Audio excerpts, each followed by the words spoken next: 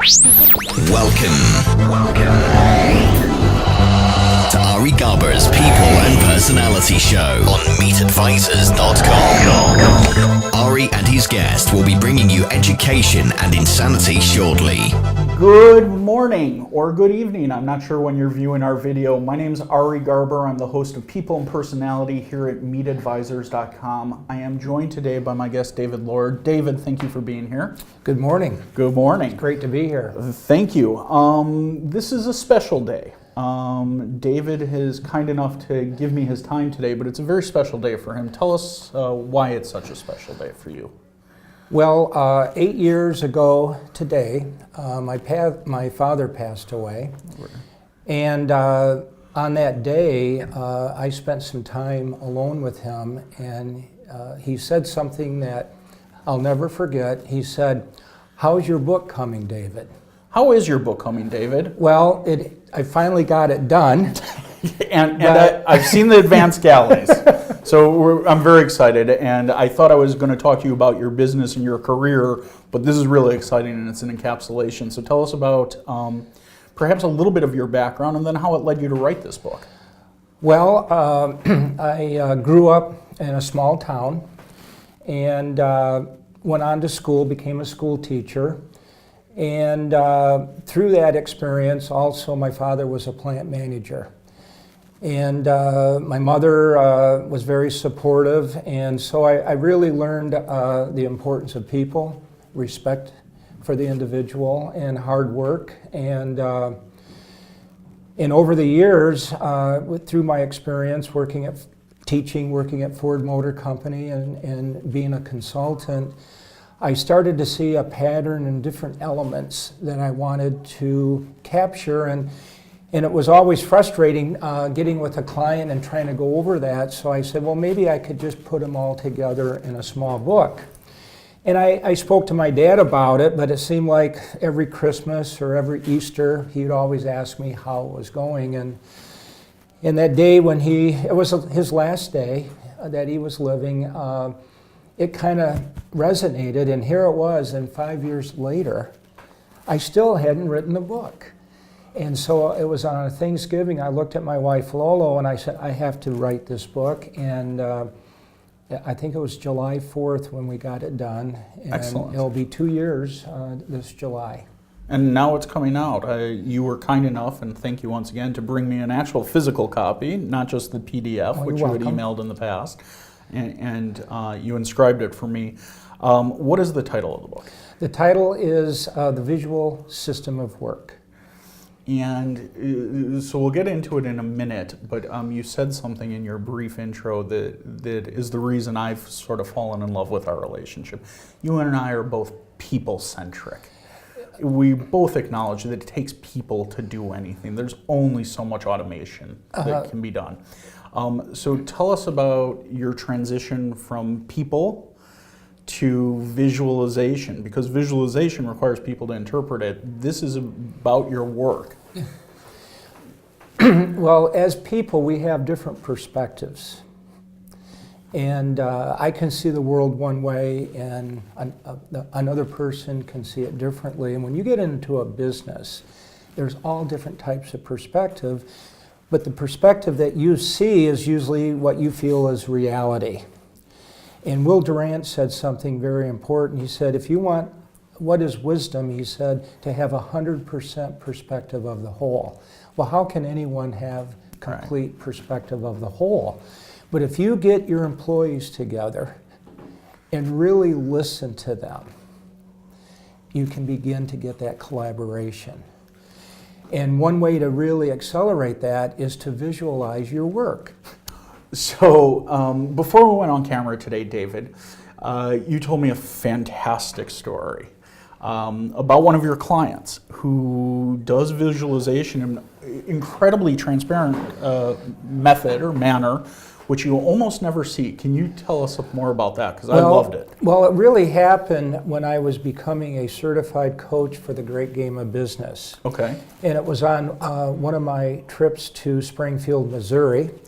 And I don't know if your reader or the listeners here have read the book, but it's called The Great Game of Business by Jack Stack. And we got in a bus and went to one of his plants. And we got into the big cafeteria, and here's like 125 employees. And up on the wall was this giant income statement. An income statement. And these aren't executives. No, these are shop floor guys. Shop floor people, and they were sharing the numbers. Yeah. And the story that Jack mentioned, a lady that worked there noticed that a lot of money was being spent on paper towels. And they allowed her to investigate, and I think they saved something like $25,000, $30,000 a year. Why? That's real money. They shared information with people. People wanted to help the business, and they do share their rewards. If you make more, then they're willing to share that with their employees. So you and I share a similar philosophy. I don't want to put words in your mouth here, but we believe, again, perception. Neither of us has 100% perception of each other. I certainly believe that, and I'd like to punch anyone in the snout who repeats the old saw that I don't believe in. So many people say the customer is first, and I don't believe that. I believe the employee is first. If I don't have excellent employees, I'm never going to be able to take care of my customer. I'm glad you're bringing that up because during some of my earlier years, you always heard customer is king. Yeah. Customer is king. Well, I was taught that your employees are royalty. I mean, the only way your customers are going to be satisfied and taken care of is through your employees. So you better make sure you take time to understand your employees, make sure they have the capability and they have the capacity, and take care of them. And communicate to them. I'm regardless of how you manage. That takes you into sharing information. Yes. It's important. I remember one time I came home, it was on a Friday night. My daughter was probably in 8th grade, and she was bawling, crying. And for some reason, she wasn't in the communication loop to go to the show. Oh. So all the kids her friends had went to the movie, and she was left at home. And what I really realized, the feeling of being left out is one of the worst feelings a human being. If you're at work and you don't know what's going on, you feel left out. It takes us back to grammar school. And I'm glad you used your daughter as the example. If you're the last kid picked on the team or nobody picks you for kickball at recess, yes. Social ostracism, bullying continues through life. If it's damaging to our children, how much more damaging is it to our business and our employees who are now doing crazy things? And the games that go on. Here's another thing. Now, my daughter, I'll talk about her again. It was on a Friday night. Now she's in high school. Do we need a video release for her? I think she will recall I mentioned these stories to her, but it was a Friday night. And I looked at my wife. I said, it was so nice that you said that Mariah could go ahead if it was okay with me. And she says, that's strange. That's what she said to me. And we realized at that moment she was playing. Well, that happens in the business. All the time. A department manager will go to the president or whatever. And if you don't have things visual, if you're not communicating information, you can almost begin to manage your business on hearsay. And that's dangerous. We're running short on time here today. I want you to come back because I love this dialogue and you and I have 58 other things to discuss.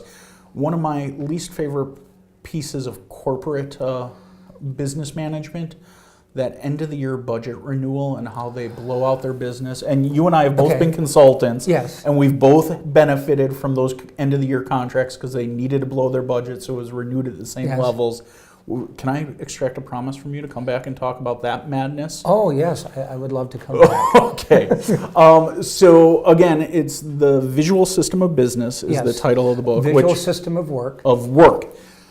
I read the advanced copy via PDF. I'm sorry. I didn't. Now I have the physical book on my coffee table. Jeez.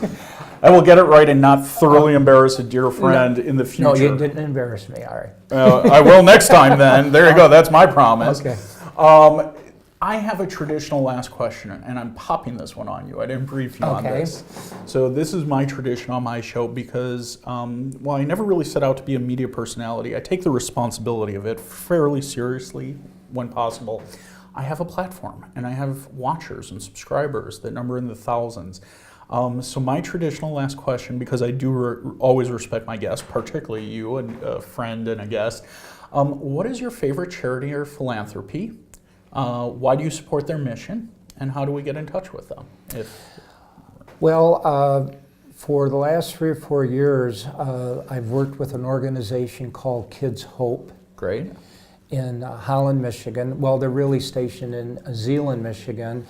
And basically, they create an environment where a church congregation works in concert with an elementary school.